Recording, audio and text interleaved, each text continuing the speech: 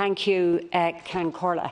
Minister, I just want to ask you about the steps taken by Ireland and the international community to address the ongoing humanitarian crisis in Yemen.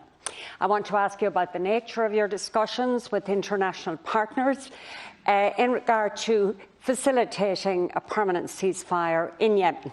And can I specifically emphasise your role at EU level, particularly around the EU common position of 2008?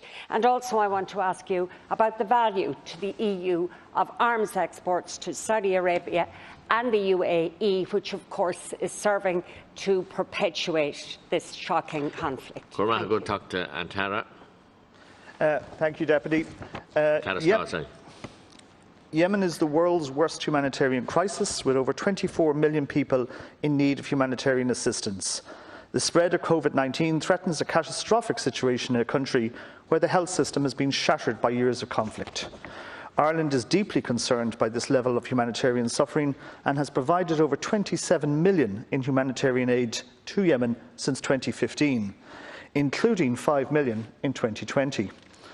Ireland also contributes substantial funding at the global level, including Ireland's support to the UN Central Emergency Response Fund, a global fund to address the most severe crisis.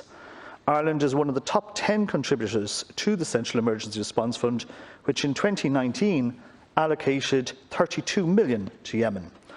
Ireland also contributes to the EU response, and since 2015 the EU has allocated 484 million in humanitarian aid to Yemen.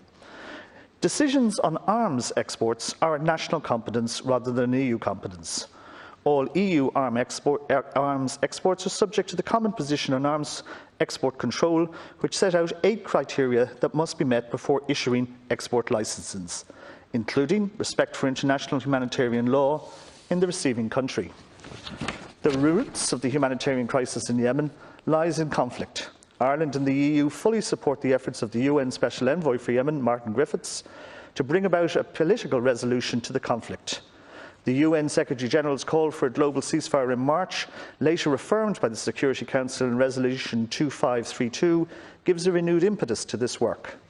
I welcome the efforts made towards a joint declaration between the Government of Yemen and the Houthis, which would commit the parties to a nationwide ceasefire, bring forward a number of economic and humanitarian measures, and resume a political process. However, despite the Special Envoy's efforts, agreement has still not been reached. I call on all parties to the conflict to engage seriously with these efforts to end the conflict and ease the suffering of the people of Yemen. I also call on all parties to ensure full, secure and unimpeded access for humanitarian aid and health workers and supplies to all parts of Yemen, to allow life-saving assistance to reach those in greatest need. Thank you. Thank you, Minister. I suppose I want to concentrate more on what we're doing to prevent the continuation of this crisis. I hear about the aid we give, and that's important. But you mentioned the fact that arms export licences, etc., is a member state competence, and it is. But we have an EU common position of 2008, which requires all member states to deny export licences if there is a clear risk that the items exported might be used to commit serious violations of EU law, of international humanitarian law. And we can see the evidence in front of our eyes. There's acts of willful killing, inhuman treatment, detention centres, serious violations of human rights, torture, etc. There's a systematic campaign of harassment against religious minorities like the Baha'i. So what I want to ask you, Minister, is what are we doing at European level to ensure that this common position actually delivers? Thank you. Thank you. Ireland does not have a weapons industry and therefore does not supply military weapons to any party in the conflict in Yemen. Arms exports are a national competence, as I said, in the EU, but all EU member states are subject to a common position on arms exports.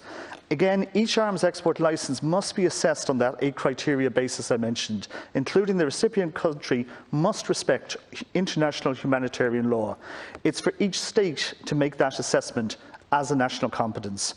Ireland strongly supports the principle of international humanitarian law and calls on the parties in the conflict in Yemen to ensure and respect for the international humanitarian law. More generally, Ireland supports international efforts to tackle and monitor illicit arms flows through our support for the effective implementation of the Arms Trade Treaty, the 2018 EU Strategy on Small Arms and Light Weapons, and the EU-sponsored iTrace project. All EU member states have signed up to the Arms Trade Treaty, which exists to ensure that arms sales do not fuel conflicts and to prevent arms from falling into the hands of non-state actors. Thank you, Ken Corla. You tell me we don't have an arms industry. I understand that. But we are part of the EU. We signed up to the EU common position. We, in fact, had a resolution in the UN with Belgium, Canada, the Netherlands and Luxembourg to cease arms supply to this conflict. So, I mean, we are on the same side here. But that's not the question I'm asking you. The question I'm asking is specifically, what is Ireland doing to try and persuade some of our European colleagues, namely Italy, France and the UK? I suppose that we can leave the UK out of it for now. But Italy and France, which continue to supply arms to Saudi Arabia and the UAE. Other European countries have either declared a moratorium or have ceased supplying arms. So what I want to know is, how proactive are we in all of this? And how proactive are we in trying to ensure that this common position, as I said, does what it says on the tin? Thank you very much. Well, again, to reiterate what I've said, that it is an issue for the independent state in terms of arms export. But our current main effort is towards bringing about a peace agreement in the Yemen, and that is what we have been consistently working towards. Along with the UN and the EU, Ireland believes that's the only way to bring about a long-term sustainable improvement in the situation for Yemen, and we fully support, therefore, as I said, the representatives of the ongoing Special Representative Martin Griffiths to broker an agreement. It is important, obviously, that we put our effort into that solution, and I know that Minister Coveney has been in contact, which as recently as today, the Saudi Arabian minister, and I think we'll make all efforts in that situation to bring about a viable, peaceful solution. But the issue of arms is one where, because it is an independent competence, it is not an EU-level competence, it's an individual competence for the member state.